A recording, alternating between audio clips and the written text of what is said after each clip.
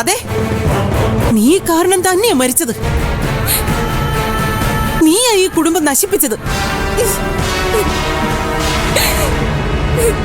എന്താ അമ്മ ഇത്? ചേച്ചി എന്ത് തെറ്റാ ചെയ്തേ? മോക്ക് ഇവളെ കുറിച്ച് ഒന്നും അറിയില്ല. പുറത്തിറങ്ങി അന്വേഷിച്ചു നോക്ക്. നാട്ടുകാരെന്താ പറയുന്നതെന്ന് അപ്പ കേക്കാം. ഈ വീട് സ്ഥലവും ഇവള് സ്വന്തമാക്കിയില്ലേ? ആ വിഷമത്തില എന്റെ മോള് പോയത്. അമ്മ വേറെ എന്ത് വേണമെങ്കിലും പറഞ്ഞു, പക്ഷെ ഇതുപോലുള്ള കാര്യങ്ങൾ മാത്രം പറയരുതമ്മ. നിത്യയുടെ മരണവും സ്വത്തും തമ്മിൽ ഒരു ബന്ധമില്ല. അങ്ങനെ ഉണ്ടെന്ന് ആരെങ്കിലും പറഞ്ഞിട്ടുണ്ടെങ്കിൽ ഒന്നുകിൽ അവർക്ക് സത്യം എന്താണെന്ന് അറിയത്തില്ല, അല്ലെങ്കിൽ അവർക്ക് അവരുടേതായ താല്പര്യങ്ങളുണ്ട്. അതിന് നാട്ടുകാർ വേണമെങ്കിൽ കൂട്ടു നിന്നോട്ടെ, പക്ഷെ അമ്മ ഒരിക്കലും കൂട്ടു നിൽക്കരുത്. നിന്ന വേദനിക്കുന്ന നിത്യമോളുടെ ആത്മാവായിരിക്കും. സ്വത്തിന് വേണ്ടി ജീവൻ അവസാനിപ്പിക്കുക, അങ്ങനെ ഒരു പെൺകുട്ടിയാണോ നിത്യ? അതായിരുന്നു നിത്യമോളുടെ സ്വഭാവം. വേണമെങ്കിൽ അവർക്ക് എന്റെ ജോലിക്ക് വേണ്ടിയെങ്കിലും വാശി പിടിക്കായിരുന്നു. അതുപോലെ അവള് ചെയ്തിട്ടില്ല. അവളാണോ ഈ വീടിന് വേണ്ടി? കഷ്ടമാണ് അമ്മ. ഒരിക്കലും ഇങ്ങനൊന്നും പറയരുത് കേട്ടോ. അമ്മയ്ക്കറിയാം എനിക്ക് ഈ വീടിന്റെ ഒന്നും ഒരു ആവശ്യമില്ല. ഇവിടുത്തെ ഒരു തരി മണ്ണ് പോലും എനിക്ക് വേണ്ട. വേണ്ടെങ്കിൽ ഇറങ്ങി പോടി.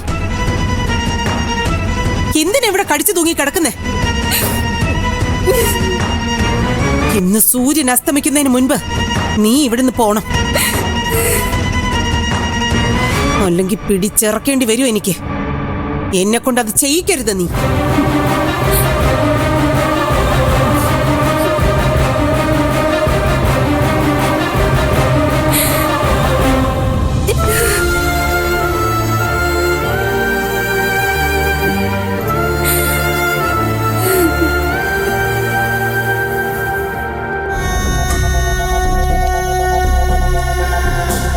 താൻ അങ്ങനെയൊന്നും പറയണ്ടായിരുന്നു സ്വാമി.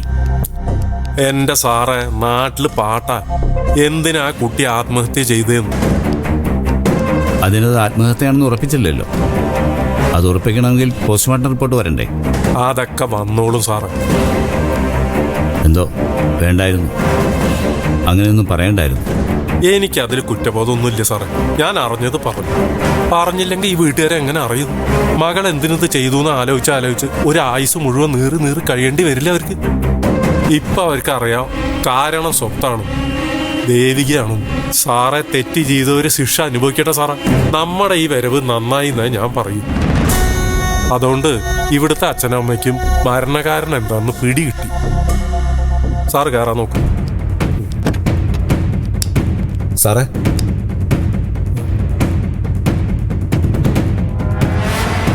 വലിയ ഉപകാരം സാറേ. നാട്ടുകാർ അങ്ങനെയൊക്കെ പറയാനുണ്ടെന്ന് ഞാൻ പറഞ്ഞിട്ട് ആരും അത്ര കണ്ട് വിശ്വസിക്കുന്നില്ല. ഇപ്പൊ നിങ്ങൾ വന്ന് പറഞ്ഞപ്പോ അത് ബോധ്യമായി. പറഞ്ഞില്ലെങ്കിൽ നിത്യയുടെ ആത്മാവിനോട് ചെയ്യണ ഏറ്റവും വലിയ ദ്രോഹമായിരിക്കും. ഒരു തരം നന്ദികേട്. അതുകൊണ്ടാ രണ്ടും കൽപ്പിച്ച് ഞാൻ പറഞ്ഞത്. വാ സാർ കയറിയട്ടെ.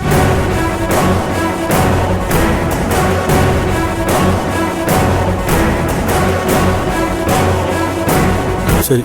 ആ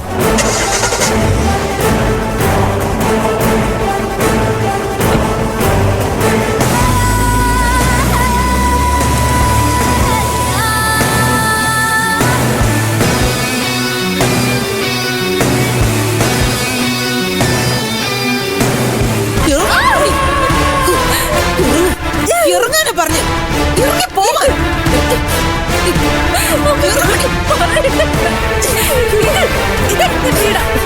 നിന്നെ ഇറക്കി വിടാൻ പറ്റുമെന്ന് ഞാനൊന്ന് നോക്കട്ടെ.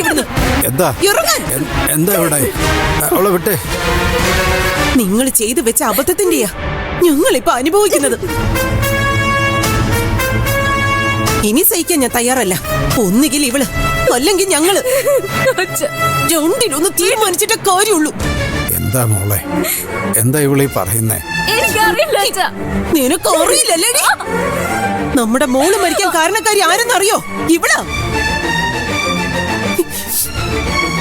നിങ്ങളെ പറ്റിച്ച് സ്വത്ത് എഴുതിയെടുത്തതിലുള്ള സങ്കടം കൊണ്ടാ നിത്യ ഇങ്ങനെ ഒരു കടുകൈ ചെയ്തത്.